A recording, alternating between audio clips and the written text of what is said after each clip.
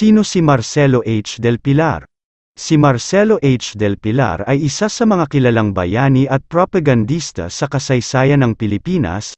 Kilala siya bilang ang dakilang propagandista noong panahon ng mga Espanyol at nakilala rin bilang tagapagtatag at patnugot ng Diaryong Tagalog at ikalawang patnugot ng La Solidaridad kapalit ni Graciano Lopez Haina mula 1889 hanggang 1895.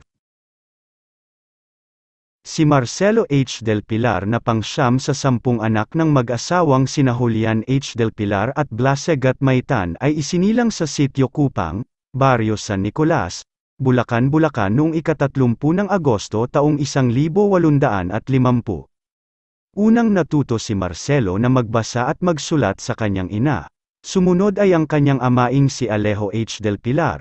Sa murang edad ay natuto si Marcelo ng violin, piano, at flauta. Naging dalubhasa rin siya sa paghawak ng arnis at kapag panahon ng Flores de Mayo ay tumutugtog siya ng violin at kumakanta sa mga harana. Kumuha si Marcelo ng kursong Latin sa Kolehiyong Paaralan ni Jose A. Flores, Calaunan. Lumipat si Marcelo sa Kolehiyo de San Jose at doon ay natapos niya ang bachiller ng sining. Ipinagpatuloy niya ang pag-aaral at kumuha ng abogasya sa Universidad ng Santo Tomas ngunit nahinto ng 8 taon dahil sa pakikipagtalo sa kura ng San Miguel tungkol sa bayad sa binyag noong 1869. Nakabalik lamang si Marcelo noong 1878. Noong Pebrero taong 1878, pinakasalan ni Marcelo ang pinsan niya na si Marcellana. Sa kanilang pagsasama, sila ay biniyayaan ng 7 anak na sina Sofia, Jose, Maria, Rosario, Maria Consolacion, Maria Concepcion, at Anita.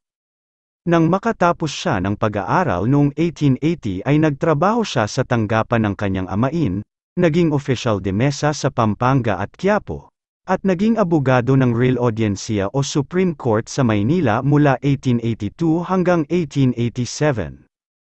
Noong ika-1 ng Hulyo taong 1882, itinatag ni Marcelo ang Diaryong Tagalog. Dito niya ibinunyag ang mga kalupitan ng mga Kastila sa mga Pilipino, tinuligsa rin niya ang mga katiwalian ng mga praile at mga maling turo sa mga Pilipino, nagtago siya sa mga sagisag na Dolores Manapat, Pipeng Dilat, Carmelo, L.O. Crame, Kupang, at Plaridel. Noong 1885, hinimok ni Marcelo ang mga kabesa de barangay ng Malolos na tutulan ang kautusan ng pamahalaan na nagbibigay ng kapangyarihan sa mga praile na baguhin ang talaan ng mga nagbabayad ng buwis. Sa talaan ng mga praile ay lumalabas na mayroong 3,000 katao ang dapat magbayad ng buwis. Kasama dito ang mga taong namatay na, lampas na sa edad o lumipat na ng ibang lugar. Noong 1887, sa hikayat ni Marcelo, ay isinumbong ni Manuel Crisostomo ang gobernadorsilyo ng Malolos, ang 2 praileng lumabag sa batas kontra sa paglantad ng mga patay sa loob ng simbahan. Dahil sa sumbong na ito ay inaresto ni Gobernador Manuel Gomez Florio ng Malolos ang mga nasabing praile. Isa sa mga praileng ito ay si Padre Felipe Garcia na kura paroko ng Malolos. Noong taong ding iyon, tinuligsa ni Marcelo ang kura paroko ng Binondo na si Padre Jose Javier de Campo Mains dahil sa paglalaan nito ng pangit na upuan sa mga Pilipino at magaganda naman sa mga mestisong Kastila at Inchik. Sa tulong ni Marcelo, Timoteo Lanuza at Juan Zulueta ay naagaw ng mga Indio sa Binondo ang tradisyonal na gawain na kung saan ang mga mestizo at Inchik ang namamahala sa kapistahan sa Binondo. Noong ika-21 ng Enero taong 1888, isinulong ni Marcelo ang pagtatatag ng isang paaralan na magtuturo ng agrikultura, sining, at komersyo. Ang proyekto na ito ay sinuportahan ng mga mamamayan ng Bulacan at nila Terrero, Quiroga, St. Ino, at iba pang mga opisyal. Nagbukas ang mga paaralan sa bansa noong 1889 sa kabila ng pagtutol ng mga Agustinong praile at ng Arsobispo ng Maynila na si Padre Pedro Payo.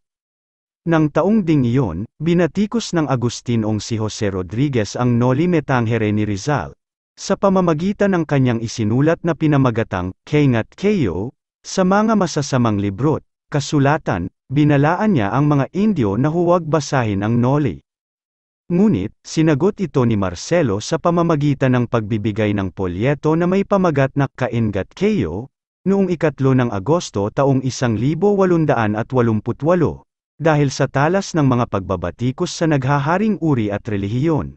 Inatas na siya ay hulihin. Kinagabihan bago siya umalis patungong Espanya ay isinulat niya kasama sina Pedro Serrano Lactao at Rafael Enriquez ang dasalan at taksohan at pasiong dapat ipag-alab ng puso ng taong babasa sa kalupitan ng fraile. Itinatag din niya ang Caja de Jesus, Maria y Jose na naglalayong ipagpatuloy ang propaganda at magbigay ng edukasyon sa mga batang walang kakayahan sa buhay. Pinamahalaan niya ito sa tulong ng mga kapwa-kababayan na sina Mariano Ponce, Gregorio Santillan, Mariano Crisostomo, Pedro Serrano Lactao, at Jose Gatmaitan. Kalaunan, ang Caja de Jesus, Maria y Jose ay nahinto at napalitan ng Komite de Propaganda sa Maynila. Noong 28 ng Oktubre taong 1888, tumakas patungong Espanya si Marcelo. Habang nasa Espanya ay sumali siya sa Asociacion Hispano-Filipina noong 12 ng Enero taong 1889, isang samahang pambayan na binubuo ng mga Pilipinong propagandista at mga kaibigang Kastila sa Madrid upang manawagan sa pagkakaroon ng pagbabago sa Pilipinas. Noong 15 ng Desyembre taong 1889, pinalitan ni Marcelo si Graciano Lopez Haina bilang patnugot ng La Solidaridad, isang pahayagan ng mga reformistang Pilipino sa Madrid. Itinaguyod niya ang mga layunin ng pahayagan sa pamamagitan ng pakikipag-ugnayan sa mga liberal na Espanyol na pumapanig sa kapakanan ng mga Pilipino. Sa ilalim ng pamumuno ni Marcelo, ang mga layunin ng La Solidaridad ay pinalawak upang isama ang pagtanggal ng mga fraile, ang sekularisasyon ng mga parokya, aktibong pagsali ng mga Pilipino sa mga gawain ng pamahalaan, kalayaan sa pagsasalita, ng pamamahayag, at ng pagpupulong, mas malawak na kalayaan sa lipunan at pampulitika, pagkakapantay-pantay sa harap ng batas, asimilasyon, at representasyon sa Espanyol Cortes o Parlamento. Dahil sa pagpapalimbag ng La Solidaridad, lubos na naghirap si Marcelo. May panahong hindi siya kumakain at may panahong hindi rin natutulog, upang makalimutan lamang ang gutom. May panahong namumulot siya ng upos ng sigarilyo at humihitit nito. Ngunit, kahit na gaano ang hirap na dinaranas niya, nagpatuloy pa rin siya sa pagsusulat para sa ikalalaya ng Pilipinas. Katulad ni Andres Bonifacio, naniniwala siya sa paghihimagsik. Dahil dito, nagpasya siyang umuwi ng Pilipinas upang tumulong kay Bonifacio. Noong Enero taong 1896, nagtungo si Marcelo at Mariano Ponce sa Barcelona sa Espanya.